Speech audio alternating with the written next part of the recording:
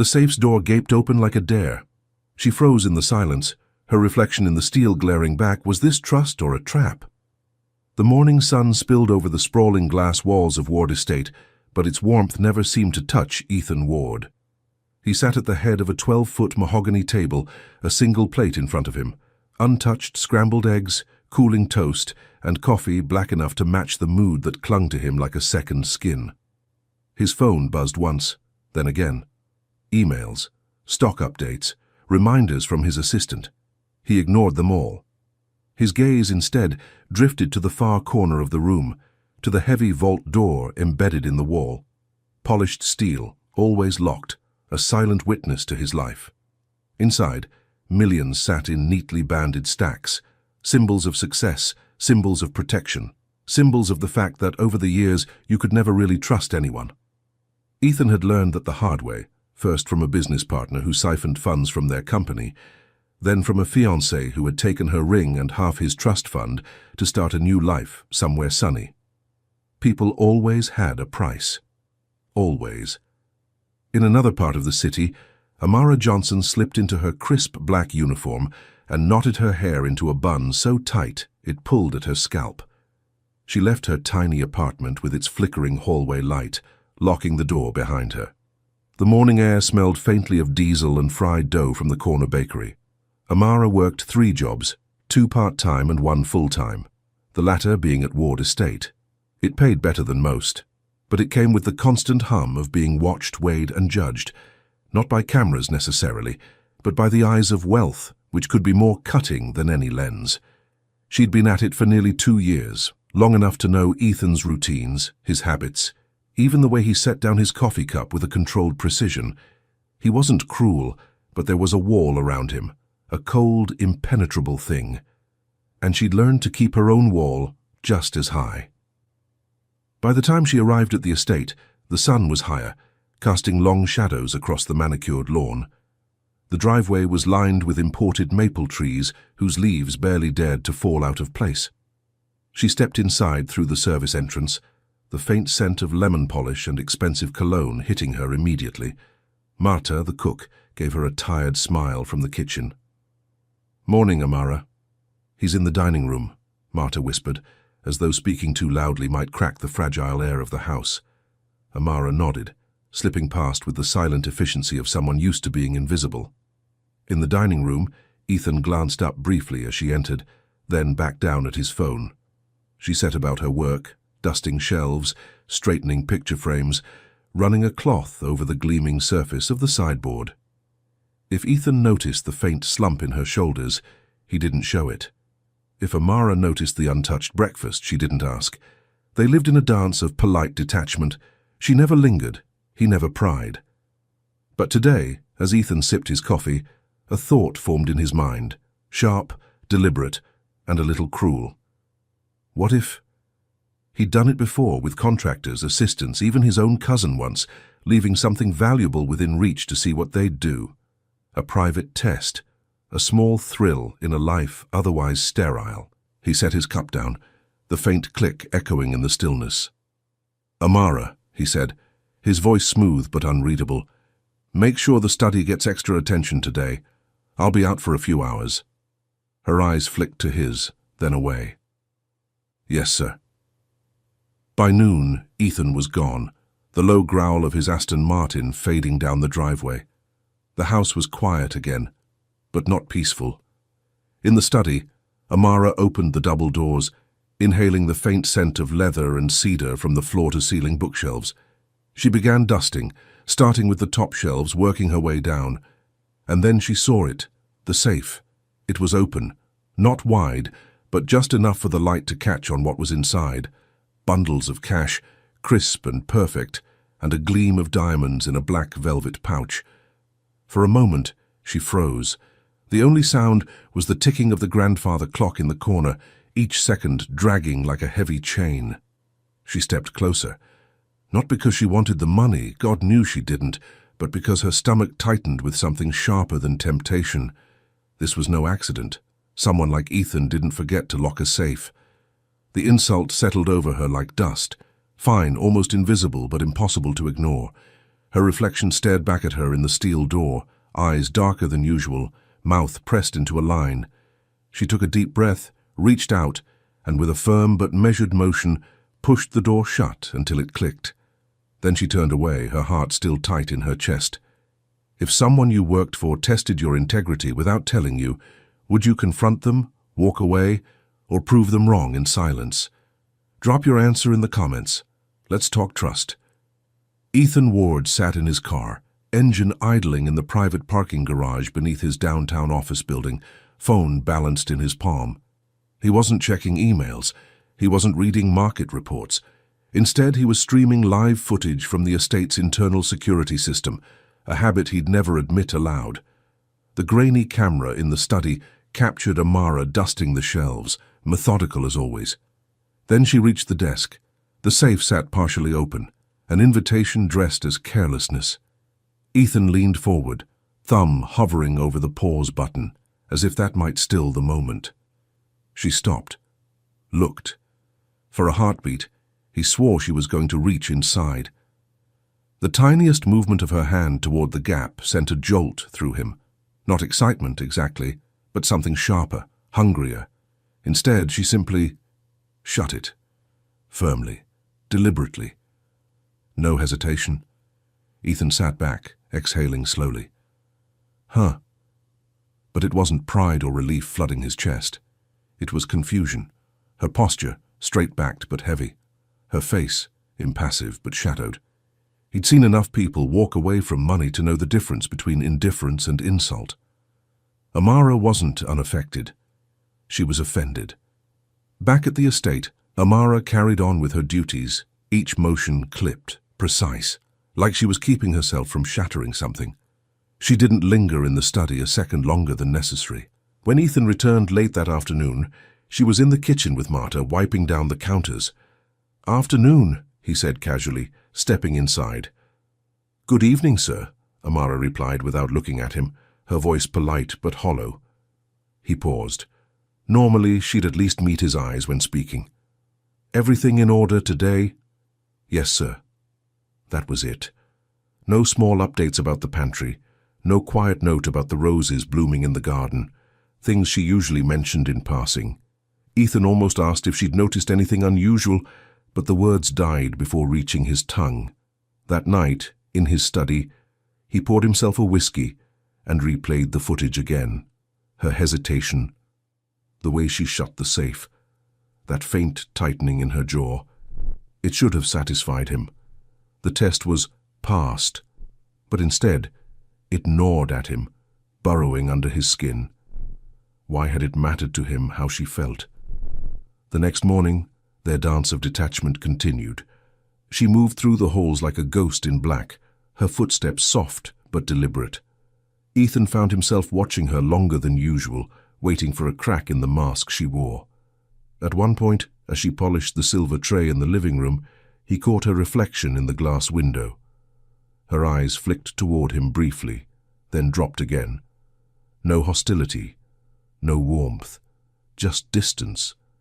It irritated him more than he expected. Later that day, he intercepted her in the hallway outside the study. "Amara," he said, his tone casual but probing. "How long have you been working here now?" "Almost 2 years, sir. And in all that time, I've never had a reason to doubt you." Her eyes met his then, and for the first time since the test, he saw the quiet storm behind them. "Good to know," she said flatly, before stepping past him. The words were polite. The delivery was not. Ethan stood there for a long moment, the echo of her voice clinging to him like smoke. That evening, Marta found Amara in the pantry, staring at the rows of neatly labeled jars. "You okay?" Marta asked softly. Amara forced a smile. "Just tired." But inside she was anything but tired. She was disappointed that even after nearly 2 years of honest work, she was still just another suspect in her employer's eyes. She hadn't touched the money. Not because she feared getting caught, but because she'd promised herself long ago she wouldn't let desperation dictate her morals. And yet, the sting of being tested without cause lingered. Ethan, meanwhile, sat in the study, swirling the last inch of whiskey in his glass. His gaze flicked to the safe. What had he been hoping for? To catch her stealing, to prove himself right about people. Instead, all he'd done was build another wall between them. But why did that matter so much now? He set the glass down and rubbed his temples. This wasn't over.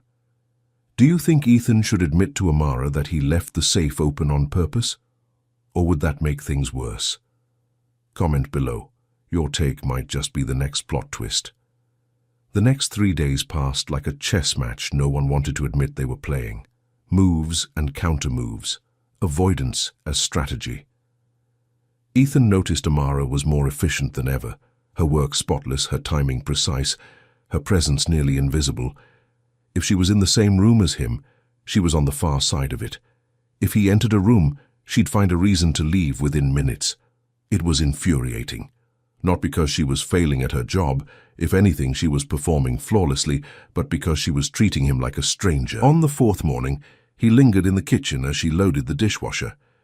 "You've been quiet lately," he said, leaning against the counter.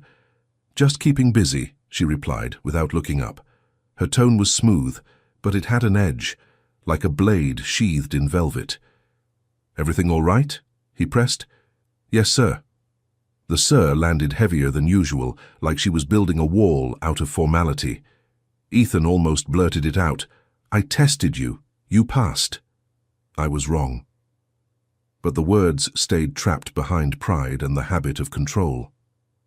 That evening, he sat in the study with the safe closed, locked and humming quietly in its place. He told himself he'd imagined the shift in her behavior, but the truth was harder to swallow. He had caused it. His phone buzzed. A text from his friend Julian. "Drinks tonight? You look like you need to get out of your own head." Ethan almost declined, but something in him wanted distance from the estate, from the heavy air Amara left in her wake. At the bar, Julian laughed too loudly and flirted with the waitress, but Ethan barely heard him. His thoughts kept circling back to the image of Amara closing the safe, her jaw tight, her eyes shadowed. Julian finally asked, "What's eating you? You look like you lost a bet." Ethan smirked faintly. "Something like that." The next morning, Marta found Amara polishing the silver again, even though it gleamed. "You're going to rub a hole in that tray," Marta teased gently. Amara shrugged. "Better than sitting still." Marta gave her a knowing look. "You're upset with him." Amara paused, cloth in hand. "I'm not upset, just reminded." "Of what?" "That some people will never see you for who you are, only for what they're afraid you might be."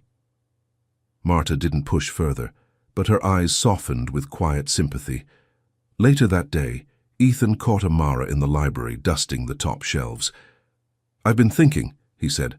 She didn't turn around. "About what, sir?" He hesitated. "About trust." Finally she faced him, her gaze steady but unreadable. "Trust is a two-way street." He nodded slowly, but before he could reply, her phone rang, a soft chime that seemed almost out of place in the quiet room. She glanced at the screen, then excused herself without another word. Ethan stood there, staring at the space she'd just occupied, feeling the conversation slip away like water through his fingers. That night, lying in bed, he told himself he'd drop it.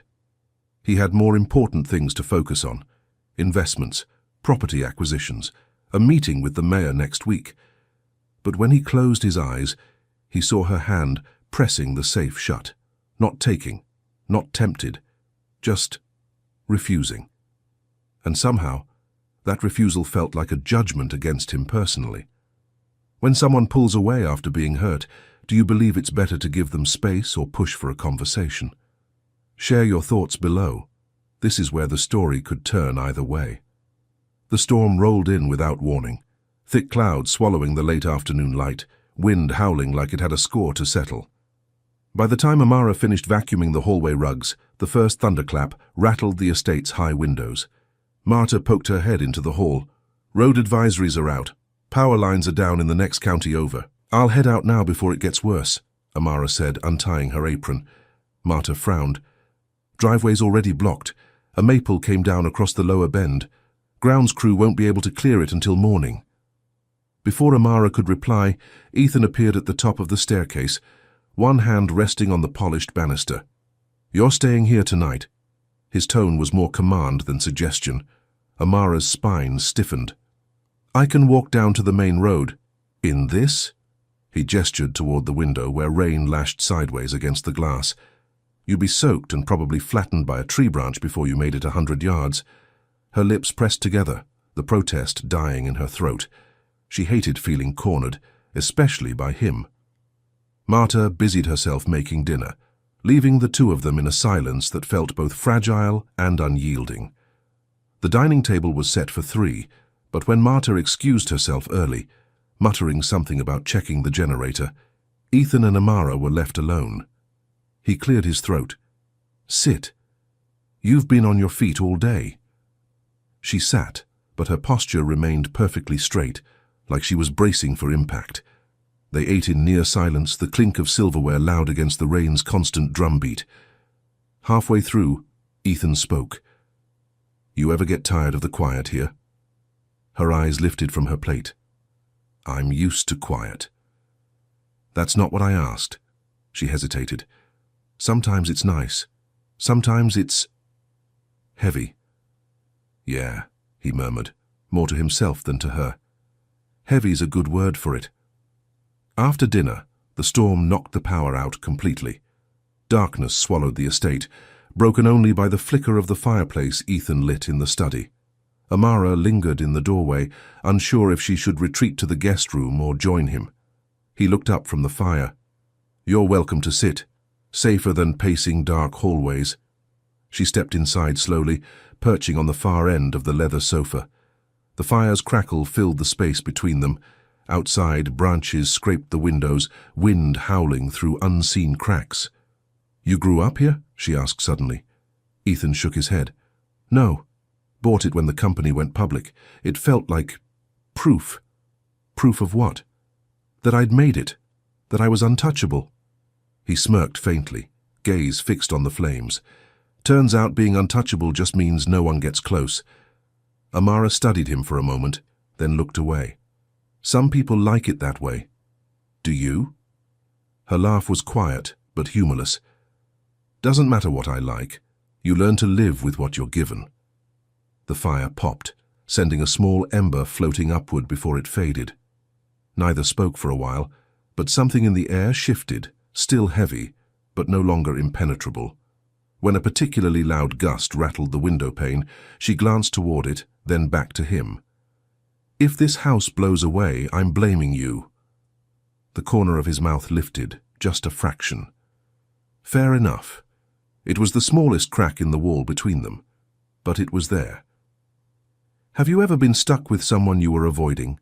And did it make things better or worse? Drop your story in the comments. I'm curious how that tension plays out in real life. The storm refused to let up. By morning, the estate grounds glistened with puddles, and branches littered the driveway like fallen matchsticks. The hum of the backup generator was the only sign of life besides the rain. Marta had driven her small SUV as far as the road allowed to meet her husband, leaving Ethan and Amara alone. After breakfast, Amara gathered the cleaning supplies, determined to busy herself. But when she passed the study, Ethan's voice stopped her. "Amara, come here a second." She stepped inside, wary. He was at the desk, a leather-bound photo album open in front of him. "Sit," he said, gesturing to the chair opposite. "I still have rooms to—" "They'll wait." She hesitated, then sat. He turned the album toward her. Old photographs, grainy, sun-faded images of a boy in hand-me-down clothes standing in front of a rusted trailer. "That's me," Ethan said quietly. She blinked, glancing between him and the boy in the picture. "You grew up?" "In the middle of nowhere, with a father who drank more than he worked and a mother who disappeared before I could walk. I learned early that if I wanted something, I'd have to take it, and if I wanted to keep it, I'd have to protect it from everyone, because sooner or later, they'd try to take it back." His tone was matter-of-fact, but his eyes stayed fixed on the photographs as if looking at her might make the admission too raw. Amara leaned back slightly. "That's why you don't trust anyone." "That's why I test people," he corrected, though the word sounded hollow even to him. She let a long moment pass before speaking. "You know what I learned early?" He met her gaze, waiting. "That your word is the only thing you can't afford to lose. Money comes and goes. Jobs too. But if people stop believing your word, you've got nothing." It wasn't said with heat or anger, just a quiet conviction that landed heavier than any accusation. Ethan didn't reply immediately. He studied her, as if trying to reconcile the woman before him with the version he'd been keeping in his head. "Is that why you shut the safe?" he asked finally. Her brows rose. "I shut the safe because it wasn't mine to open, not because I thought you'd thank me for it." The air between them tightened, but it wasn't quite hostility. It was truth. They spent the rest of the morning in the study, him leafing through the album, her dusting the shelves in a slower, more thoughtful rhythm. Around noon, when the rain eased to a drizzle, they moved to the kitchen. Ethan boiled water for tea, a rare gesture from a man who usually had everything prepared for him. He set the steaming mug in front of her. "For the record, you've given me more reason to trust you than anyone in years."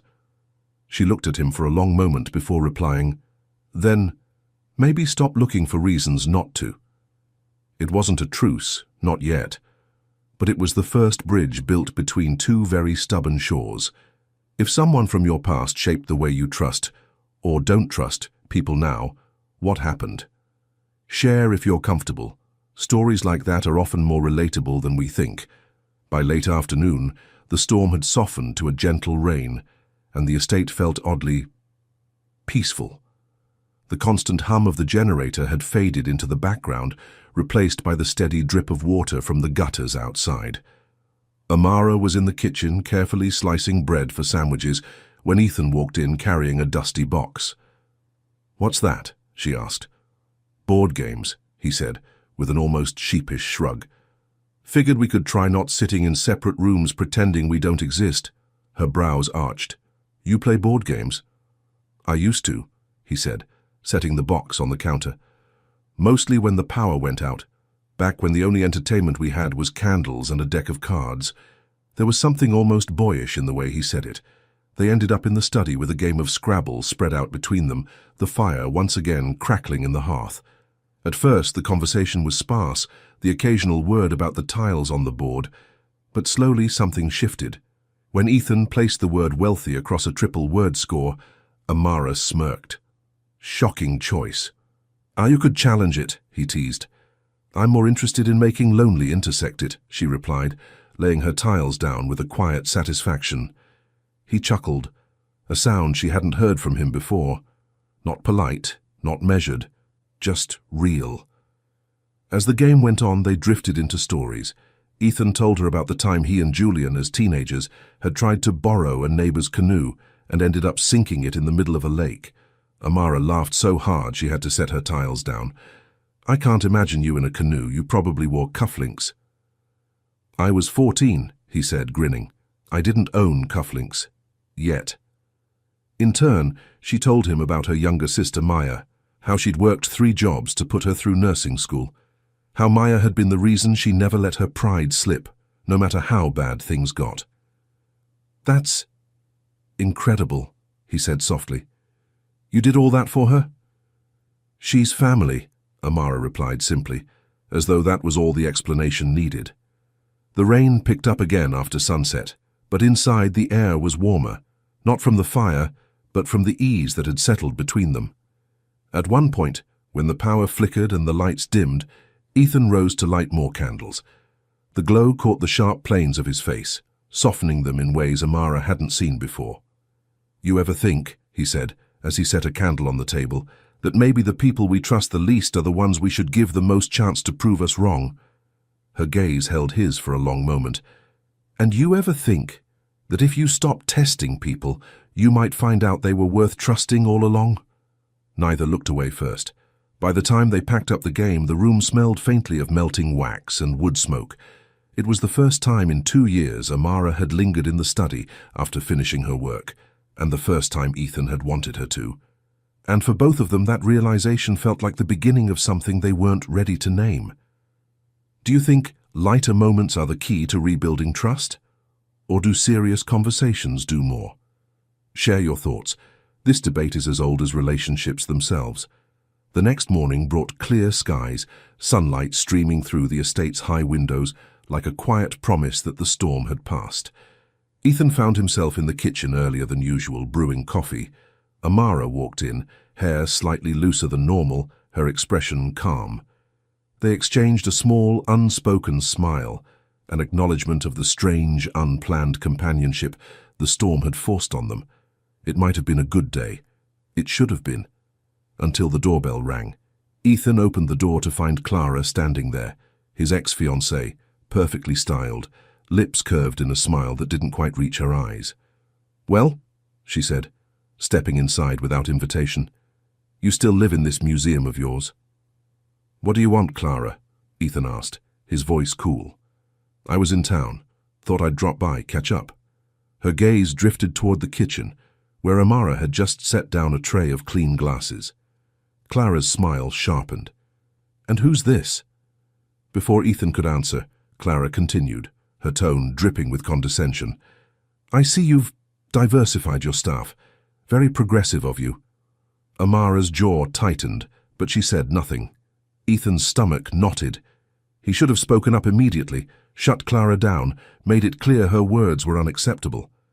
But the old reflex to keep situations controlled, to avoid direct conflict, froze him for just a second too long. And in that second, Clara's smirk deepened. "I suppose someone has to dust all this wealth you hoard." Amara didn't flinch, didn't respond. She simply placed the last glass in the cupboard, nodded politely to Ethan, and walked past both of them toward the service entrance. "Amara," Ethan started, but she didn't stop. The sound of the door clicking shut behind her landed like a gunshot. Clara laughed softly. "Oh, did I interrupt something?" Ethan turned on her, voice low but sharp. "Get out." Her smile faltered. "Excuse me." "You heard me. Get out." A flicker of surprise crossed her face before she shrugged and sauntered toward the door. "Suit yourself. Still touchy, I see." The moment she was gone, Ethan's chest felt too tight. He replayed the scene in his mind, every second of his hesitation magnified until it was unbearable. He found Amara in the staff parking area, unlocking her car. "Amara, wait," he said, approaching quickly. She didn't look at him. "I'm not upset about her, Ethan. I'm upset about you." The words landed like a slap. "You didn't say anything," she continued, her voice steady but charged. "You let her talk to me like that, and you said nothing. 2 days ago you were telling me I'd given you reason to trust me, and today you let someone treat me like I'm less than a person." His mouth opened, but no defense came out. She shook her head. "I've dealt with that my whole life. I don't need it where I work, and I definitely don't need it from someone who claims to see me differently." With that, she got in her car and drove away, leaving him standing in the sunlight that suddenly felt as cold as marble. Back in the study, Ethan sat in silence. The safe loomed in the corner, closed and locked, but now it seemed to mock him. He had tested her once, and she had passed. Now, when he had been tested, he had failed. And he wasn't sure she'd give him another chance. If someone stayed silent when they should have defended you, could you forgive them? Or would that silence speak louder than any apology? Tell me in the comments. I want to hear your take. The estate felt emptier than usual, not just quiet, hollow. Ethan sat in the study that evening, staring at the untouched glass of whiskey on the desk. Clara's words had faded, but Amara's, those stayed. "I'm upset about you." It wasn't anger in her voice that haunted him. It was disappointment, the kind that said he had confirmed her worst expectations. He'd spent years convincing himself that his guardedness protected him. But now he could see the truth. It had made him a coward. For the first time in a long time, he didn't try to think his way through the problem. He just felt it. The shame, the regret, the fear that this might be beyond repair. He thought of the way she had shut the safe, the way she had sat across from him in the candlelight, teasing him over a board game, the way she had told him to stop looking for reasons not to trust her, and then the way she had walked away without looking back. By morning, the decision was made. Ethan drove to the city, his car cutting through the light fog that clung to the streets.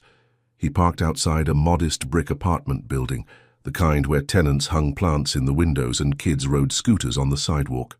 He climbed the narrow stairwell to the third floor and knocked on the door marked 3B. It opened a crack.